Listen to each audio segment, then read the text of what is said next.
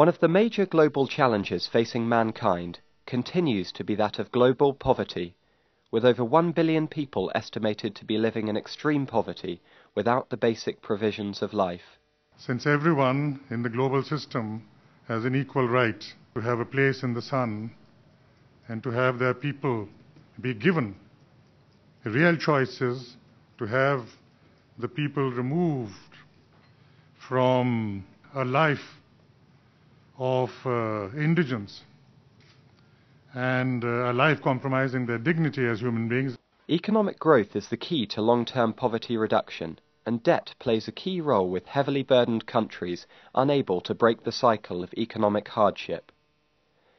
Countries have embarked on programs of debt restructuring due to debt crisis over the past decades, and the concept of debt has received increasing attention from economic policymakers and governments. The way countries manage and assess their debt needs to be continually analysed, and there remains a number of challenges ahead in terms of risk and liability. You know, the whole concept of debt has always invoked a lot of attention and interest on the part of economic policymakers for decades. And there are good reasons for that. One must remind ourselves that since 98 to now, for example, almost 16 to 20 emerging market countries went through debt restructuring and debt crisis. It happens now that the function has got mainstreamed as an integral component of all governments, all economic functions. And increasingly countries are not just relying on concessional debt or official debt, but are seeking debt from market sources. The debt problems facing countries have been at the heart of Commonwealth concerns since the 1980s. The Commonwealth Secretariat's role has been to provide debt management training, debt recording systems, and provide support to member countries under the debt management programme.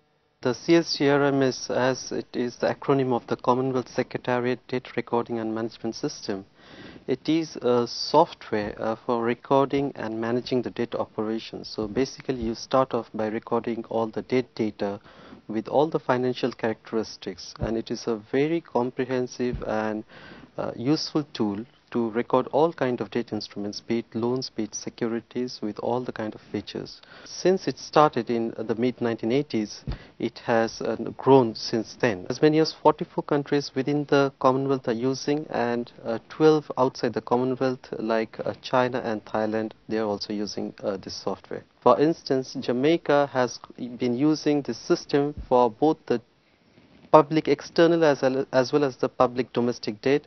So they are recording the entire public debt portfolio within the system, within the external debt module and the domestic debt module, and by virtue of which they have been able to access both the domestic capital markets as well as the international capital markets in a prudent manner.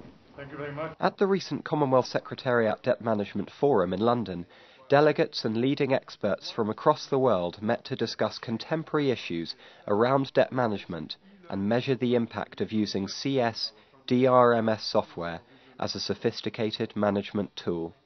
For Ghana, we've been using it since 1998, and we have used it for our debt recording, we have used it for our debt monitoring, we use it for the reporting, and we also use it for the debt analysis. Every country has its own peculiarities, basically, so one should really enter into the details of how the debt structure is made up, the investor base, how it is, and the infrastructure, and how one can implement a proper debt management strategy. Yeah, the analytical side of debt management needs to get attention, and also the resources to be able to do that. The Commonwealth Secretariat will continue to intensify its domestic debt help to countries through the management of domestic debt data, and to develop methods for compiling external statistics together with partners such as the World Bank.